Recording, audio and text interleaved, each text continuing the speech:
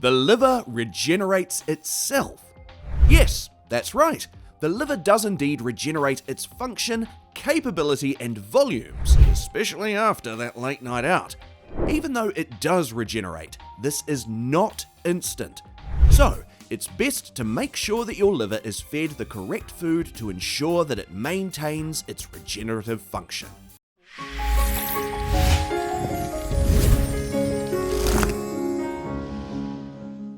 Hello everyone, and welcome to 5 Pillars Health, the channel where we show you the best ways to get healthy and stay healthy through the 5 pillars of sleep, hydration, nutrition, movement, and sunlight. In this video, we'll deep dive into what the liver is, a few common diseases, and how you can easily eat a few superfoods to make sure that your liver is healthy and stays healthy. Without further ado, let's dive right in. The liver is an organ located in the upper right part of our bellies. If you want to know exactly where it sits, place your hand beneath your ribcage on top of your stomach. This is the bony part, about halfway down your body.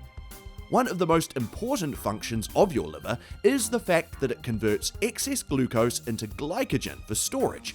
In a nutshell, this means that it converts the sugars and energy molecules from whatever you eat during the day into storage units. That's what glycogens are. The liver holds on to this glycogen until our body has run out of energy stores and can tap into the stored glycogen to be converted back into glucose for energy. Think of it as a bear storing food for the winter to make sure that it's good to go for when the food runs out. For clarity, glycogen comes from carbohydrates but is not itself a carbohydrate. When we eat and drink things containing carbohydrates, our body digests them and turns them into glucose to be used for fuel. This explains why many athletes and fitness fanatics will load up on carbs before intense periods of exercise. The body stores up all the glycogen from the carbs as a fuel source to tap into once the exercise is being performed. Some glycogen is also stored in our skeletal muscle, and once our body has burned through that, it's the liver's time to shine. This is also why some low-carb diets may work for those who aren't very active, as the excess carbohydrates that aren't used for energy are then stored in our adipose tissue or fat cells. To be frank, all this means is that if you don't use the carbohydrates from your food with active exercise, it turns into fat. After about 12 to 24 hours, the glycogen in the liver is depleted, which is why some people see positive effects from intermittent fasting. Yes, that was a subtle hint to what one of our next videos are. Once the glycogen is used up in our livers, our body will search for a different source of energy or fuel. In this case, your adipose tissue, also known as the fat surrounding your body. Fasting can be a great way to overcome certain health barriers, depending on your hormonal and overall health profile. We recommend speaking to a health professional before you partake in any sort of fasting regime. Enjoying the video so far?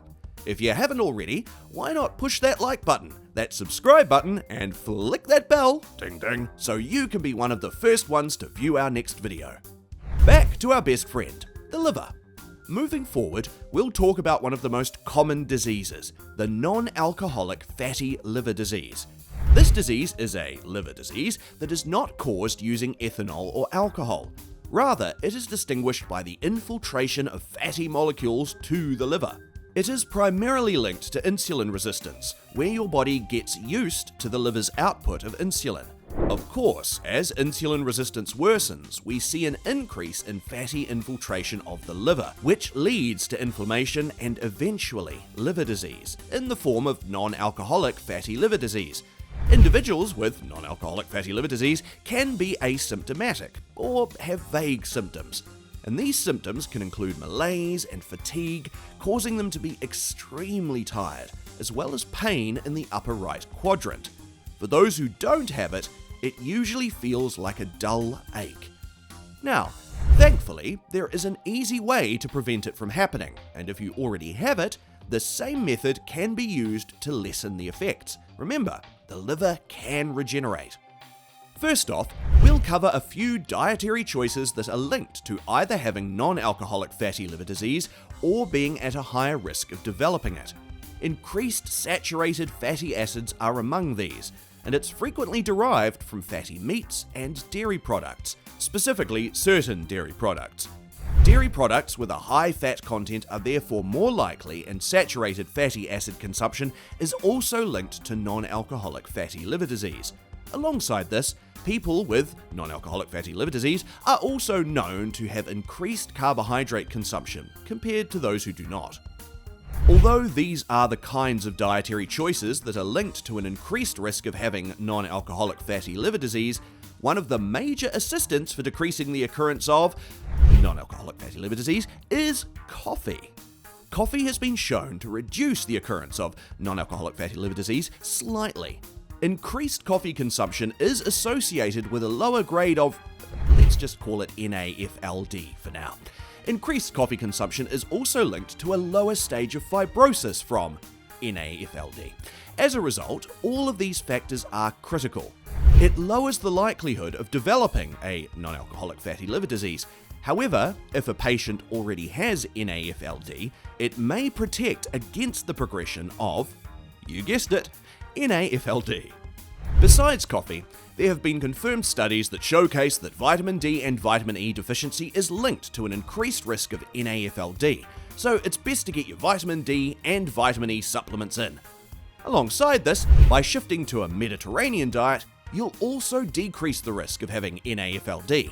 This consists of foods that are fibrous, such as vegetables, fruits, nuts, seeds, and legumes. These fibrous foods are paired up with white meats, such as chicken and fish, as they're known to lead to a lower risk of inflammation. Finally, your diet should be paired with a generous serving of healthy fats, such as extra virgin olive oil, olives, and avocados. All in all, it's better to be safe rather than sorry, especially in this day and age where it might be easier to opt in for junk food, but it's a surefire way to head straight to a poor and fatty liver. What are your thoughts on this video about the liver? Let us know in the comments. Think this can help someone you know?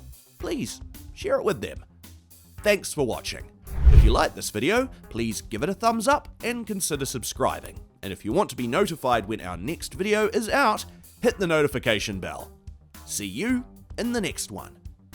Check out our other videos for more insightful ways to get healthy and stay healthy.